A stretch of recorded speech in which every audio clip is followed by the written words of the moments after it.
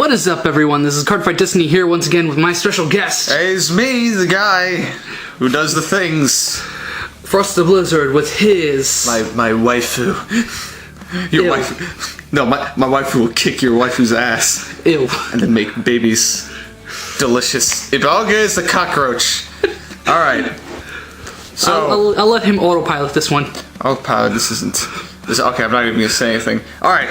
What we got here is the Machining Megacolony deck, because robot insects are freaking awesome. Except this thing isn't a robot. Except, hey, they got hands.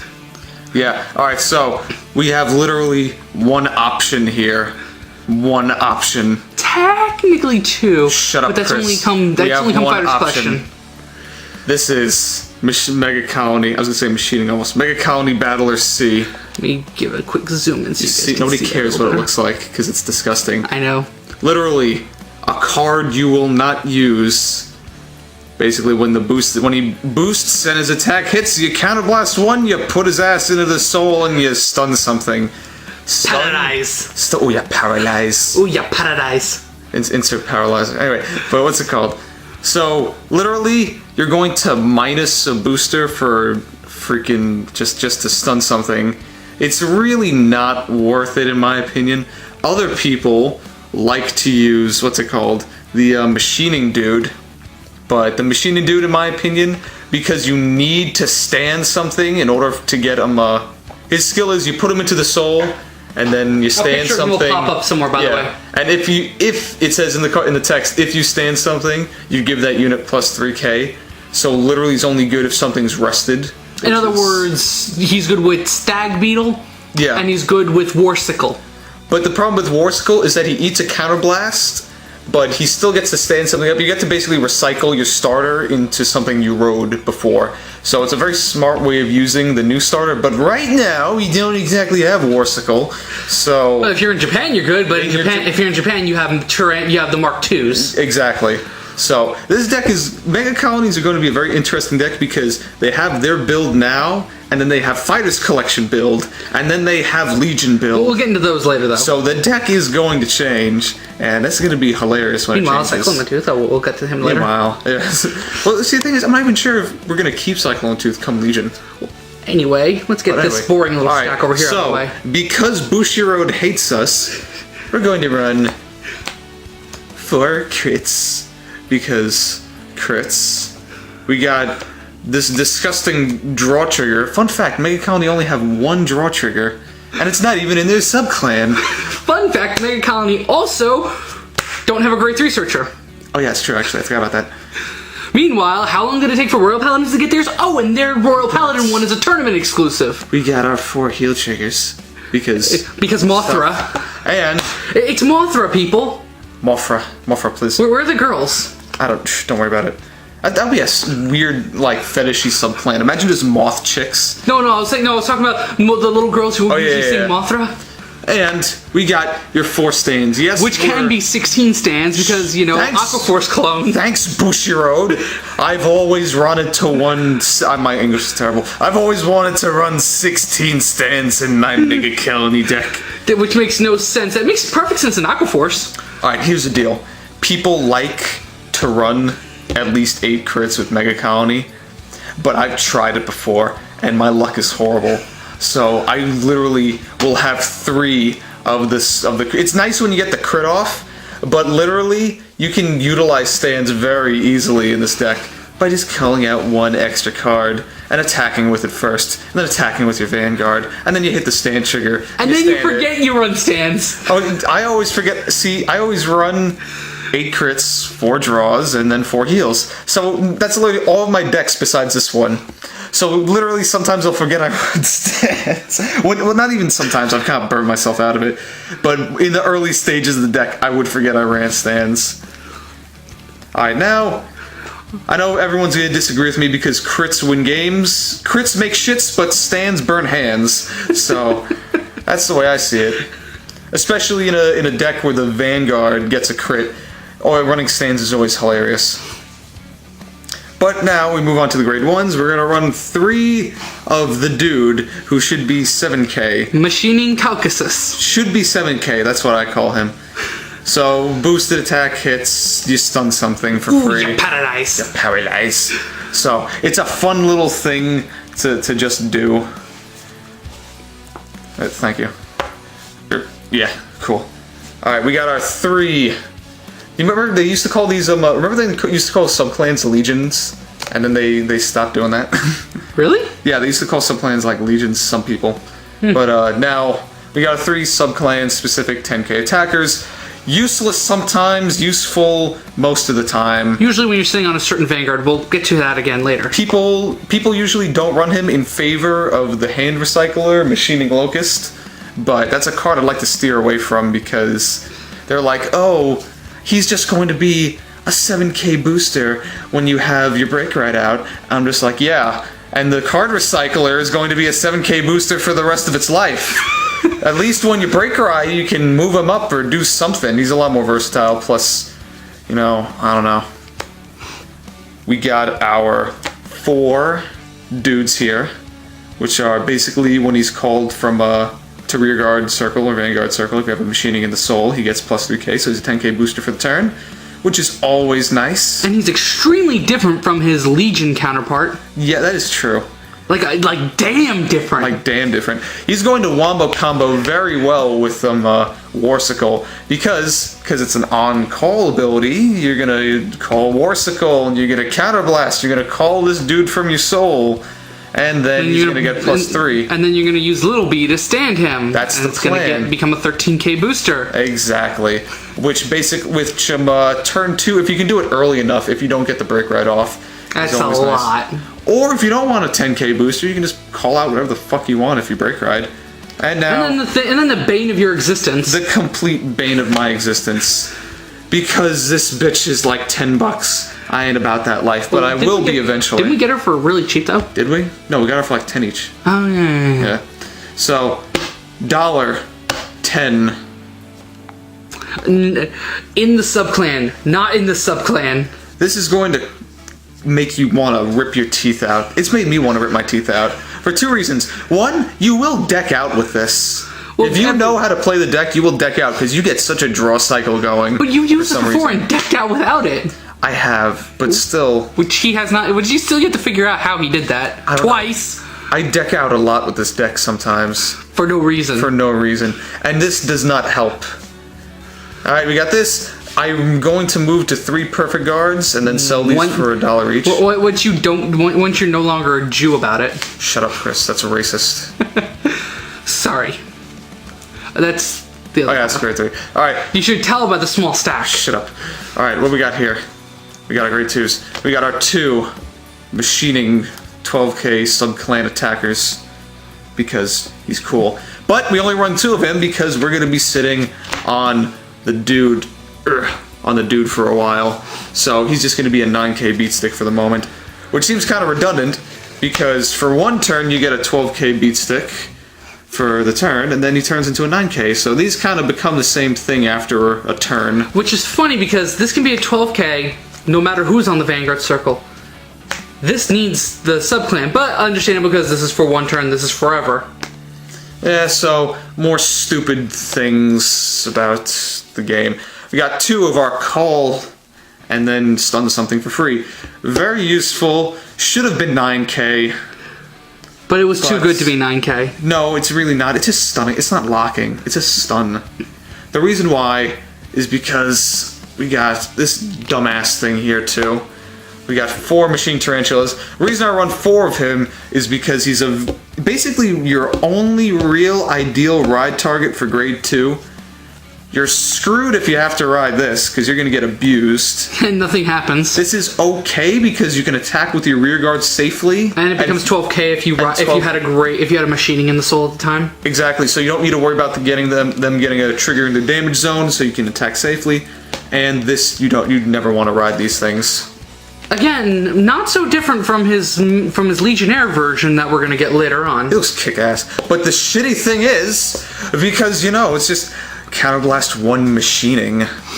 So, he eats your food, so you gotta use him sparingly. 'Tis the issue. Uh-huh. And now we run over to the most generic grade 3 lineup ever for the moment. We got our 4 Cyclomatooth. Why wasn't it in the machining subclan? Because I don't know why. I don't know why. It would have been so, especially when you read its lore. You really, I know, right? Oh, who cares? It was turned into a Megacolony? Basically, break ride, plus 10k, you know, the whole deal. Rest everything, including your opponent's vanguard, and that can't stand. For those of you who don't know. Now, the fun thing is, when you break ride over the break ride over the break ride, and your opponent realizes that they don't have a grade 3 in their hand, everyone's gonna say, oh, this card sucks because I can just ride over it with another grade 3 in my hand, but I don't have a grade 3 in my hand. Either that, or even if you do, the rest of your field is still paralyzed. The only thing that will shut this thing up is if you ride a Wall Alfred. No, a couple of things beat it up. Bermuda Triangle beats us up. No, I'm talking about like if all your rear guards are stunned and you ride something. If you ride a Wall Alfred. Yeah, but even still, even if they do ride something, it doesn't really matter because they are going to just have to, you know, that's at least a card out of their hand. They had to waste their time. Well, no, because remember, Wall Alfred just basically goes, oh, okay, you stun my whole field. Everything goes back on top of the deck. Everything gets called back out. Oh, fuck. See, the trick with this deck is that you need to do it after your opponent break rides. Because I go second deck, in other words. This is really a counterattack deck. Because a lot of the skills need to hit and whatnot. I know it's a dumb way of putting it, but 'tis the way the world works. And what you break right over him are 4 of your good old Spark Hercules. Now I greatly dislike this card and like it a lot. I like it for its simplicity. Counterblast 2 Machinings, which you will not believe how badly that fucks this deck up. I've had some weird damage zones. I think the worst is that I was using this in tag battles. No, you weren't there for the tag battles. Well, I will vouch for one of your weird ones where it wasn't against me. You had like 3 non-machinings and then 2 machinings, and you use your 2 machinings, and then I just rode Chaos Breaker and wrecked your day. It's fine. Now you see the problem here is that it sucks because you get the crit, but the problem is you get the crit, so you think, you know, crit rule, you'll swing with the crit first, but you need to run stands in the deck, is the issue. And you forget you run stands. No, I stopped forgetting. I practice really hard to forget I mean stands. But, see, the thing is, the other there's a slight requirement where, you know, all your opponent's rear guards need to be arrested, so if somebody thinks they're smart, they can leave something standing. But you can Soul Blast for +4, and then who cares? Now, the good thing about this deck here is that it plans in advance very well. You Soul Blast for +2. Oh, and you Soul Blast... I'm sorry, I forgot it's Act, which surprisingly isn't Limit Break, which is hilarious for no reason. But Soul Blast for +2k power... And rest all your opponent's rear guards. And rest all your opponent's rear guards. But, here's the deck plans in advance very well, because your initial goal is to keep riding the break ride, but eventually go into Spark Hercules. But eventually, after your break ride turn, you're going to start counterblasting for your +2k, and in addition to getting +10k in the crit, you get stun something. Just so that people can see Spark Hercules a little bit. Nobody cares about Spark Hercules. Everyone hates him. I know. There's a reason he's $1. Then why don't we just look at the more ideal unit? No, because I'm talking about this shit right now. Oh, yeah, sure. Alright, so, break ride, cool. Next turn, you start using your counterblast skill when you attack. After that, use his skill to Soul Blast. The +4k with a 7k boost behind him will make him swing for 21. That combined with a lot of the fun tricks this deck can do, you can zoom out now. I don't know why I zoomed in. You start calling these things out to push for game, because once you start getting your center column at 21 after turns of them burning perfect guards and grade 3s to re-ride, and you get your plus free 10k boosters here, and you have all your fun, you know, 12k attackers and whatnot, and you start swinging for 22k well after you've been break riding. It's honestly a lot, especially after turns of not being able to twin drive, if you're lucky. Even if they do twin drive, you're clearly getting a hand advantage, since it's basically a 10 and a 5 for no pass, as opposed to guarding every single column with worrying for triggers. So 10 and a 5 you're safe, as opposed to 10 usually, 10 and a 5 for 2 to pass, and then whatever the fuck luck sacking they get for the last throw. I mean, in all honesty, the thing with this deck is it really shuts it. Since this deck is so underplayed. Wait, where's my box of shit? Huh? Where's my box? Over here. Here. All right, cool. But the real thing is, people are just not, because Megacolony is so underplayed, some people are just not prepared for it. Some people don't know how to fight against deck, but there are a couple of cards that you really need to steer clear in this deck. You gotta steer clear of this guy. I got him because he's gonna be used later for the Legion, because the Legion skill, he needs to Soul Blast 2 to stun something for free. Well, technically not for free, but still. So you need him later on in the game. So in other words, just don't use him for now. Steer clear of this. Oh, and by the way, in case you're wondering, in case you can't tell who it is, it's Machining Mosquito, by the way. Yeah. Steer clear of this shit, please. I've played This is Machining Locust, by the way. Machining Locust, basically skill, if all your opponent's units are rested, you can drop what he's called the rear guard circle, drop card, draw a card.